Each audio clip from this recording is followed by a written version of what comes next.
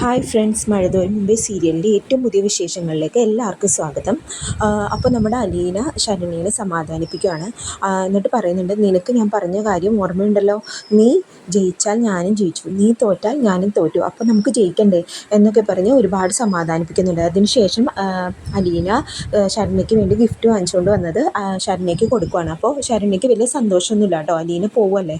അപ്പോൾ ഇങ്ങനെ ശരണ്യ പറയും, ചേച്ചിക്ക് പോവണ്ടായിരുന്നു, ചേച്ചി പോയി കഴിഞ്ഞാൽ എനിക്ക് ആരുമില്ല എന്നൊക്കെ പറയുമ്പോൾ അലീന ശരണ്യയെ കെട്ടിപ്പിടിച്ച് ഇങ്ങനെ കരയുന്നൊക്കെ ഉണ്ട് കേട്ടോ.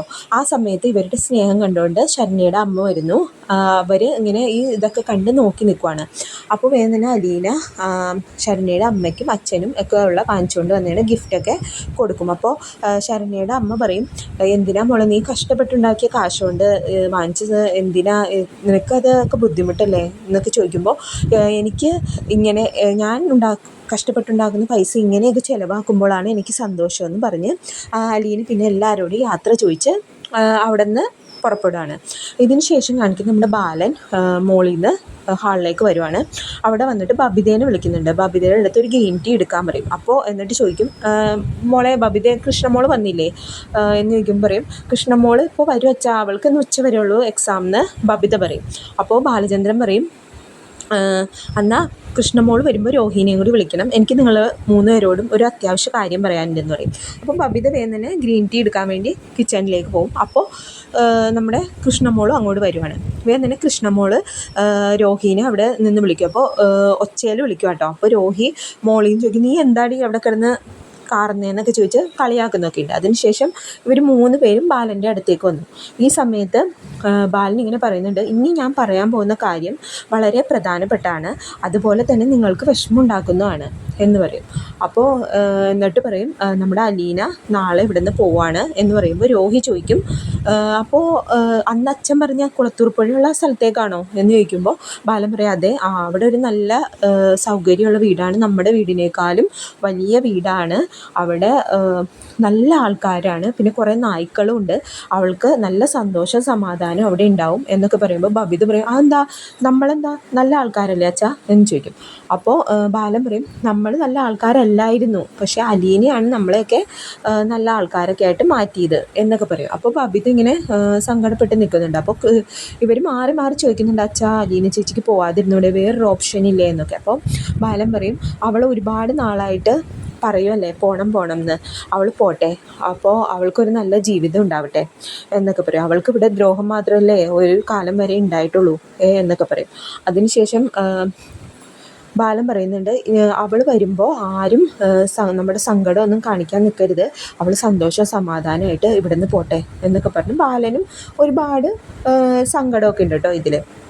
അങ്ങനെ അവരിങ്ങനെ വിഷമിച്ച് നിൽക്കുമ്പോൾ നമ്മുടെ കൃഷ്ണമോൾ ചോദിക്കും, അച്ഛാ അലീന ചേച്ചീനെ ഇവിടെ നിന്ന് വിടണ്ട അച്ഛാ, എന്തിനാ അച്ഛാ ഇവിടെ നിന്ന് പോകണേ, നമുക്ക് വേറെ എന്തെങ്കിലും വഴി നോക്കിക്കൂടെ എന്നൊക്കെ ചോദിക്കുമ്പോൾ ബാലൻ പറയും, അവൾ ഇവിടെ നിന്ന് പോകുന്നതിൻ്റെ മെയിൻ കാരണം നന്നായി അറിയാവുന്നത് നിനക്കാണ് അല്ലേ കൃഷ്ണമോളെ എന്ന് ചോദിക്കുമ്പോൾ ബബിതയും രോഹിതും ഇങ്ങനെ സംശയത്തോടുകൂടി കൃഷ്ണമോളെ നോക്കുന്നൊക്കെ ഉണ്ട്.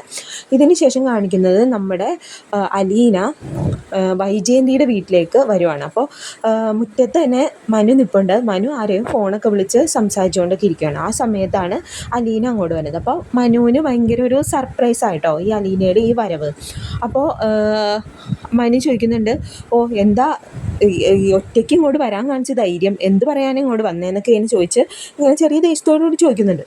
അപ്പോൾ അലീന പറയും, ഞാൻ യാത്ര പറയാൻ വന്നാണ്, ഞാൻ നാളെ ഇങ്ങനെ പോവാന്നൊക്കെ പറയുമ്പോൾ മനു പറയും, യാത്ര പറച്ചിൽ, അപ്പോൾ ആരൊക്കെ ഉണ്ട് ലിസ്റ്റിൽ, ഞാനുണ്ടോ, ഞാൻ എത്രാമതാ എന്നൊക്കെ ചോദിച്ചിങ്ങനെ ഒരു വിഷമത്തോടുകൂടി പറയുന്നുണ്ട്. അപ്പോൾ ഇതൊക്കെ കേൾക്കുമ്പോൾ അലീനയ്ക്കും ഒരു വിഷമമുണ്ട്. അതിനുശേഷം മനു പറയും, എന്തായാലും വന്ന കാര്യം നടക്കട്ടെ എന്ന് പറഞ്ഞ് മനു തന്നെ അധികം സംസാരിക്കാതെ മുന്നിൽ പോവാണ്. അപ്പോൾ അലീന പുറകെ നിന്ന് മനുവേട്ടാന്ന് മനു വിളിക്കുമ്പോൾ മൈൻഡൊന്നും ചെയ്യുന്നില്ല.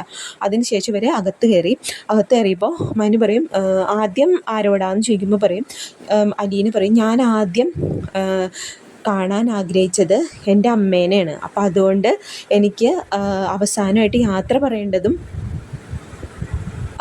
അതിൻ്റെ ആദ്യവും അമ്മേനോട് തന്നെ ആയിരിക്കണം, അപ്പോൾ എനിക്ക് ആ മാഡത്തിനോടാണ് ആദ്യം യാത്ര പറയേണ്ടത് എന്ന് പറയുമ്പോൾ മനു പറയും, വൈജാൻ്റെ മുകളിൽ മുറിയിലുണ്ടെന്ന് പറഞ്ഞാൽ അവിടേക്ക് കൊണ്ടുപോകും. എന്നിട്ട് ചോദിക്കും ഞാൻ വരണോ എന്ന് ചോദിക്കുമ്പോൾ അലീന പറയും വേണ്ട, ഞാൻ സംസാരിച്ചോളാം എന്ന് പറയും.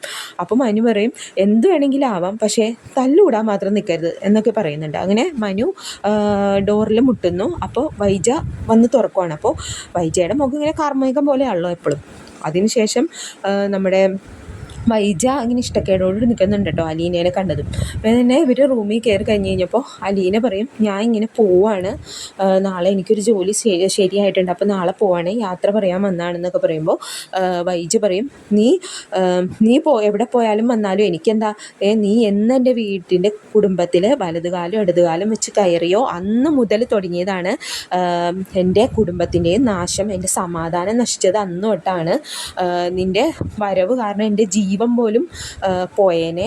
നല്ല സന്തോഷത്തിലും സമാധാനത്തിലും ഞാൻ പോയിക്കൊണ്ടിരുന്നേച്ചാൽ എൻ്റെ കുടുംബം, എൻ്റെ ഭർത്താവ്, എൻ്റെ മക്കൾ എല്ലാവരും നീ വന്നതോടുകൂടി എല്ലാവരും എന്നെ വെറുത്തു, എൻ്റെ ജീവിതം തന്നെ നീ തൊലച്ചു, അതുകൊണ്ട് നീ എവിടെ പോയാലും എങ്ങനെ നിന്നാലും നീ ഒരിക്കലും ഗതി പിടിക്കില്ല എന്നൊക്കെ പറഞ്ഞ് ഒരുപാട് ശപിക്കും കേട്ടോ.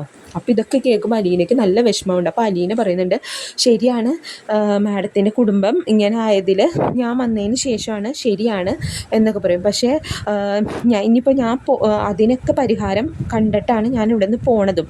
അപ്പോൾ മാഡം ഇനി വന്നു കഴിഞ്ഞാലും അച്ഛനോട് ഒരുപാട് ദേഷ്യപ്പെടാനോ ഭരിക്കാനോ ഒന്നും നിൽക്കരുത് എന്ന് പറയുമ്പോൾ വൈജയ്ക്ക് ഒന്നും കൂടി ദേഷ്യം കയറും. വൈജ പറയും നീ ആരാ എന്നെ ഉപദേശിക്കാൻ, എനിക്കറിയാം എൻ്റെ ഭർത്താവിനെയും എല്ലാവരെയും വേണ്ട വിധം നോക്കാനൊക്കെ, പിന്നെ 22 കൊല്ലമായിട്ട് ഞാൻ കൊണ്ടുപോകുന്ന എൻ്റെ കുടുംബമാണ്, അതെങ്ങനെ നോക്കണം എന്ന് എനിക്കറിയാം എന്ന് പറയുമ്പോൾ പെട്ടെന്ന് തന്നെ അലീന പറയും 22 വർഷം മുമ്പ് ഒരു ജീവിതം ജീവിച്ചില്ലേ നിങ്ങൾ, ആ ജീവിതം ആണ് ഒരുത്തൻ്റെ കൂടെ, ആ ജീവിതം മറക്കരുത് എന്നാണ് ഞാൻ പറഞ്ഞത് എന്ന് പറയുമ്പോൾ വൈജയ്ക്ക് ആകെ ഷോക്കായി. കാരണം ഇതെങ്ങനെ അലീന അറിഞ്ഞു എന്നുള്ളതാണ്. എന്നിട്ട് അലീന വീണ്ടും പറയുന്നുണ്ട് അച്ഛനെ പ്രകോപിപ്പിക്കരുത് ഒരിക്കലും, അത് നല്ലതിനല്ല, മാഡത്തിൻ്റെ കുടുംബം തന്നെ നശിക്കാൻ അത് കാരണമാവും, അതുകൊണ്ട് അച്ഛനെ ബഹുമാനിച്ചും അച്ഛനോട് ഭവ്യത കാണിച്ചും വേണം ഇനി ജീവിക്കാൻ എന്നൊക്കെ പറയുമ്പോൾ വൈജയന്തിക്ക് ആകെ ഡൗട്ടായിട്ടോ, ഇതെങ്ങനെ അലീന അറിഞ്ഞു, ആകെ എന്തോ ഒരു മരവിച്ച അവസ്ഥയായി വൈജയന്തി. എന്നിട്ട് അലീന പറയുന്നുണ്ട് എനിക്ക് നിങ്ങൾ അമ്മയായിരുന്നു, അച്ഛൻ എനിക്ക് ബാലചന്ദ്രൻ എന്ന ആൾ എനിക്ക് അച്ഛനായ അന്ന് മുതൽ അതിനു മുമ്പേ നിങ്ങൾ എനിക്ക് അമ്മയായിരുന്നു എന്നൊക്കെ പറയുന്നതൊക്കെ ഉണ്ട്. അങ്ങനെ വളരെ വിഷമമുള്ള പല കാര്യങ്ങളും അവിടെ നടക്കുന്നുണ്ട്. ഇതിന് ശേഷം നമ്മുടെ അലീന മുത്തശ്ശിയുടെ അടുത്തേക്ക് പോകുന്നുണ്ട്. അവിടെ ചെന്നിട്ട് മുത്തശ്ശീനോട് പറയുന്നുണ്ട് ഞാൻ ഒരു അനാഥയല്ല എന്ന തോന്നൽ എനിക്കുണ്ടായത് ബാലചന്ദ്രൻ എന്ന് പറയുന്ന ആളുടെ വീട്ടിലേക്ക് വന്നപ്പോഴാണ്. അവിടെ വന്നപ്പോഴാണ് എനിക്കൊരു ഭക്ഷണം കഴിക്കാൻ, നല്ല ഭക്ഷണവും വസ്ത്രവും, എന്തിനും ഒരു ഡൈനിങ് ടേബിളിൽ ഇരുന്ന് സ്വന്തം വീട് പോലെ ഭക്ഷണം കഴിക്കാൻ പോലും പറ്റിയത് ബാലചന്ദ്രൻ എന്ന് പറയുന്ന ആളുടെ വീട്ടിൽ വന്നേ പിന്നെയാണ് എന്നൊക്കെ പറഞ്ഞിങ്ങനെ മുത്തശ്ശിയോട് പറയുമ്പോൾ മുത്തശ്ശിക്ക് ഒരുപാട് വിഷമമൊക്കെ ആവുന്നുണ്ട്.